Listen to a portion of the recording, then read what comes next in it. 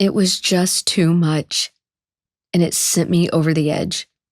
I became enraged inside very quickly and could no longer resist my emotions, and the dam gave way. I got up, went to the closet, shut the door, and slid my way down to the floor. And sitting there, in the pitch blackness, I had myself a very ugly cry. Hello, friends, and welcome to another episode of The Free Advantage, brought to you by The Risky Path. I invite you to join me each week as we explore self-liberation, authenticity, and uncovering a life of freedom. This podcast is about sharing and exploring impactful experiences that we all share in a relatable and digestible way. With so much information out there, it can be overwhelming to take it all in. Here, I want to give you small bites that you can take back into your week and integrate into your daily life. Today, we're going to talk about something that lies quietly in the corners of our minds, often unspoken, yet deeply felt. I want to talk about shame. Shame can be one of the most isolating emotions, convincing us that we're flawed and somehow just not enough. It's a weight many of us carry in silence, feeling that it's easier to keep hidden than to face openly. But here's the truth. The more we allow shame to stay in the dark, the more power it holds over us. Today, I want us to start shifting that narrative, and together we'll explore what shame is, how it impacts our lives, and most importantly, how we can begin to free ourselves from its grip. As we dive into today's topic, I want to start by sharing a poem that I wrote earlier this year. I was reflecting on the role shame has played in my life and all the ways that it has shown up uninvited time and time again. Shame tastes bitter in my mouth, filling my senses with its presence and overwhelming me. Coming in when I'm vulnerable without permission, leaving me no control. It comes when it wants. It leaves when it wants, leaving a remnant of its presence in its wake. Bitterness. It's what I taste. It's dry, empty, staleness remains on my palate until it fades. Until next time. Cover it. Hide it.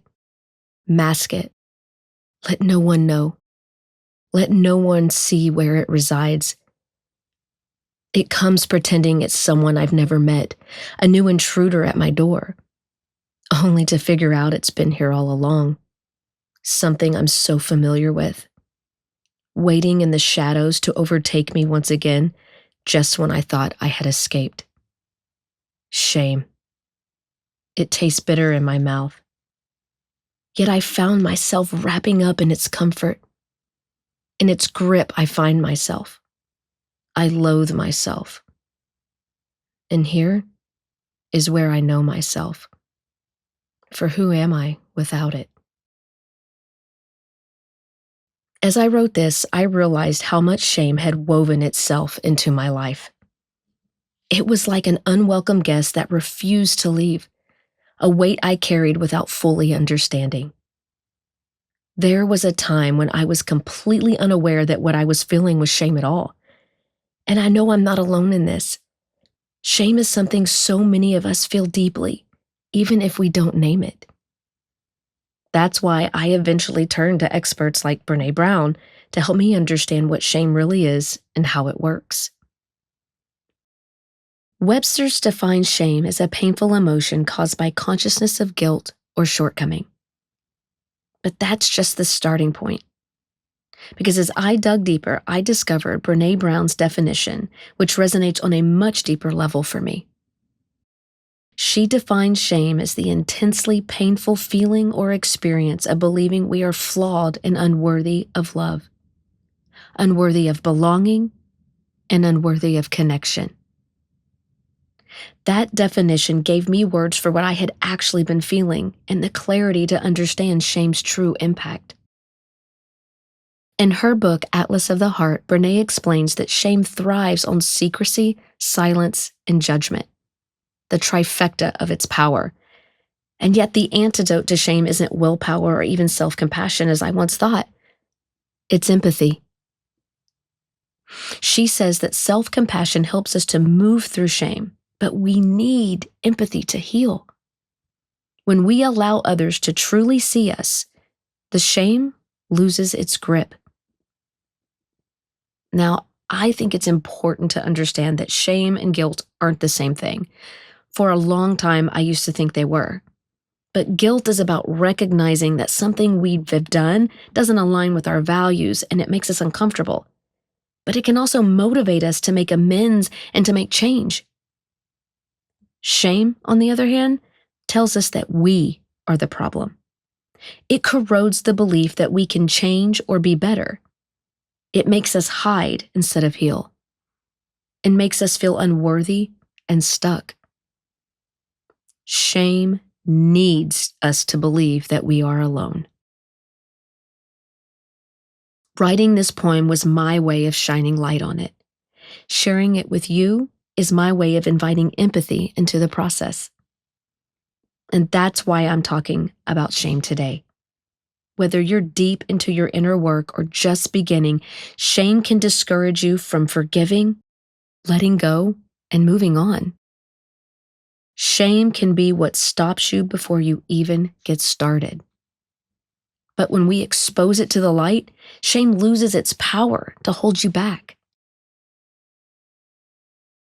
For me, most of my shame revolves around my children and motherhood.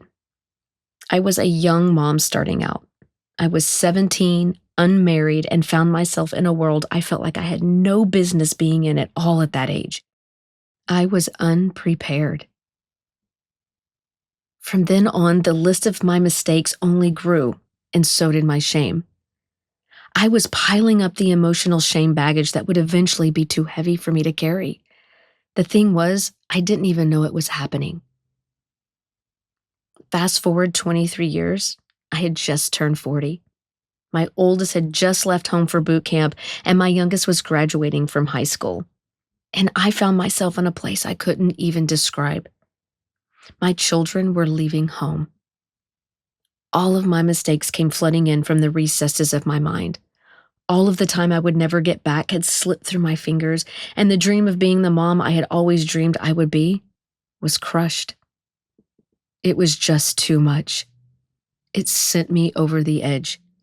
I became enraged inside very quickly and could no longer resist my emotions, and the dam gave way. I got up and went to the closet, shut the door, and slid my way down to the floor. I was sitting there in pitch blackness and had myself a very ugly cry. Hiding in the closet and having an ugly cry was the norm for me for a while during that time. My husband, Sean, always found himself sitting on the other side of the door, just quietly awaiting the come down and being present with me silently. Those moments always hit me the hardest when shame was at its peak. When my children left home, I finally felt the weight of the shame I had been piling up for so long. I have not always made the best decisions growing up. And I learned how to be an adult while I was a child raising children.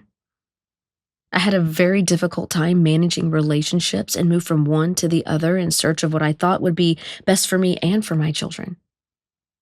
I remember being so focused on love, survival, and finding the perfect dad that I missed the most important thing. The one thing that you can't get back once it's gone. Time.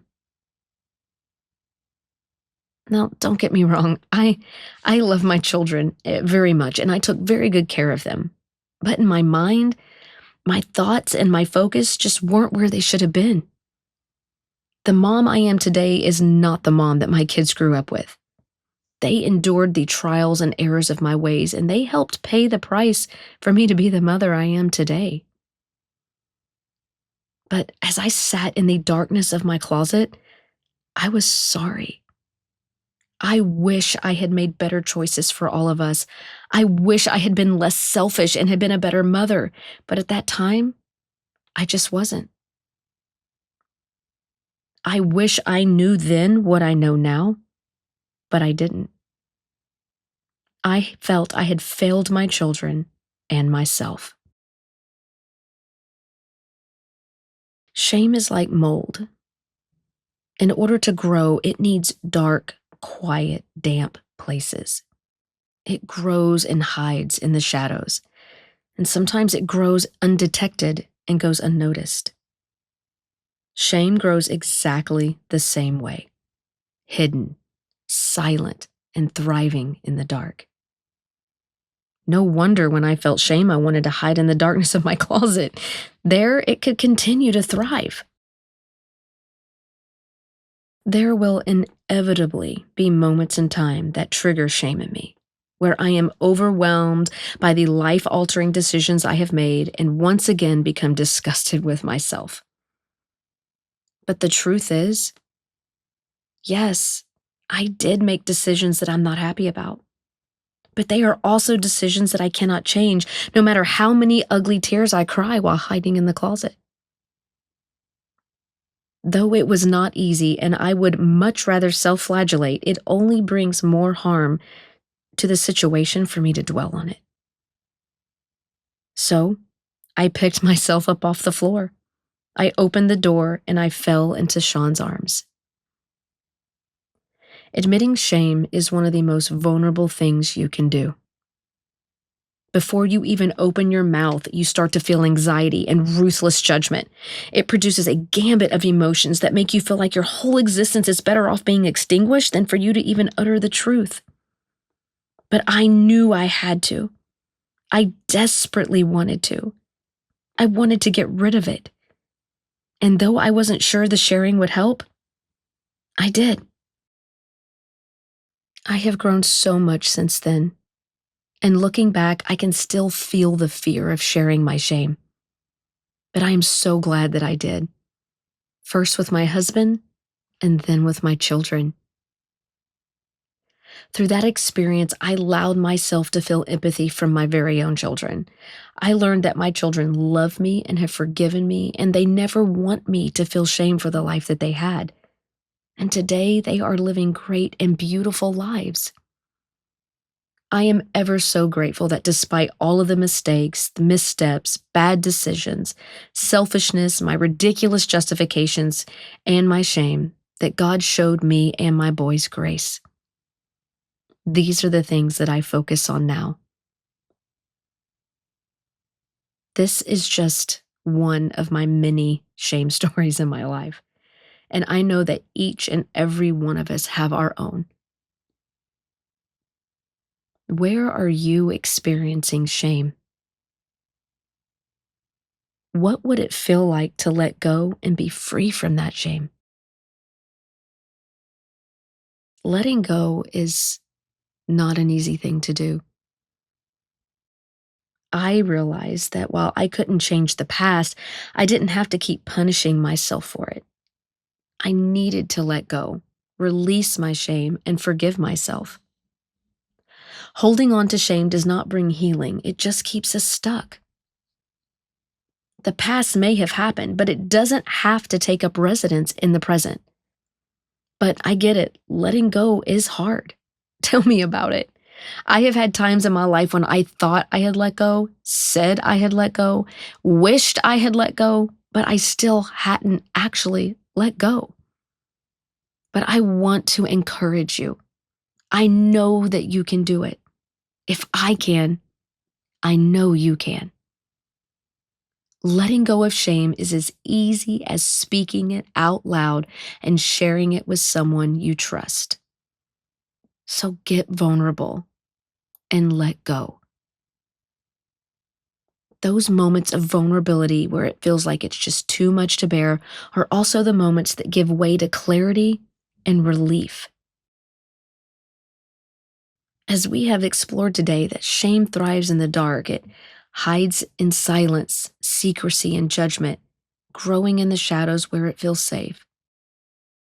But when we bring shame into the light, when we name it, share it, and meet it with empathy, it begins to lose its power. Understanding this is one thing, but experiencing it is another. I want to guide you through a short exercise to help you connect with this idea. Together, we'll explore what it feels like to hold it and the freedom that comes from releasing it. Before we begin, take a moment to settle your mind and take a deep breath in and out. Feel yourself grounded in your space, here in this moment, ready to explore and reflect. Now, I want you to think of one person in your life who makes you feel completely safe. Someone you trust deeply, someone who has shown you care and kindness. Think of their name. Picture their face. Notice their expression when they look at you. A look of love, of understanding, and of acceptance. Hold their name and their face in your mind. Now imagine sharing a moment of your shame with them. Picture yourself speaking the words that you've been holding in. Envision their response, the way they listen without judgment, their gentle words of encouragement, and feeling their empathy. Now take a deep breath in and out. Now I want you to imagine this. You have been traveling for days in and out of airports, carrying your very heavy bag. Your backpack is on your shoulder and it's sore and you're exhausted. You have finally arrived at your destination and you can put your heavy bag down. Feel the weight lift off of your body as you set it down. Your shoulders relax and your breath deepens and you let out a sigh of relief. How good did it feel to set that bag down to relieve yourself of that weight? Now look at your bag on the floor. That bag is your shame. Take a moment to feel the lightness in your body and the ease in your mind. Knowing that you have the power to release your shame, to bring it into the light and to let it go. When you're ready, take a deep breath in and out. How good would it feel? How good would it feel to live shame-free? As we conclude this episode today, I want to leave you with a powerful reminder. Shame only has power over us when we allow it to thrive in silence and secrecy. Shame tells us to hide, but the truth is, shame can only survive in the shadows. When we allow ourselves to feel empathy and find the courage to share our experiences with those we trust, we bring light into those dark spaces. Remember, you don't have to let shame define or control you. Take it one step at a time. Whether that means sharing a small piece with someone you trust or even writing it down for yourself. Empathy, the simple, profound act of being seen and understood, begins to dissolve shame, allowing us to embrace ourselves as we truly are. This is a journey, and you are not alone on it. As you step forward, I encourage you to challenge shame when it shows up. Hold it up to the light, and most importantly, be gentle with yourself. You are worthy of love, worthy of belonging, and worthy of connection, flaws and all. Thank you so much for spending your time with me here today on The Free Advantage. For more resources, please visit my website, theriskypath.com. And if this episode resonated with you, please share it with someone who might need to hear this message. Also, please like, subscribe, and leave a review. Your voice matters and helps us to grow and get our message out to more people just like you. Come back next week as we explore the idea of slowing down time. What if, instead of rushing through the holidays, you could slow down and reclaim time to truly enjoy this season? What if this year could feel different? Let's continue this journey to freedom together. And remember, freedom is the advantage you already own. Until next time.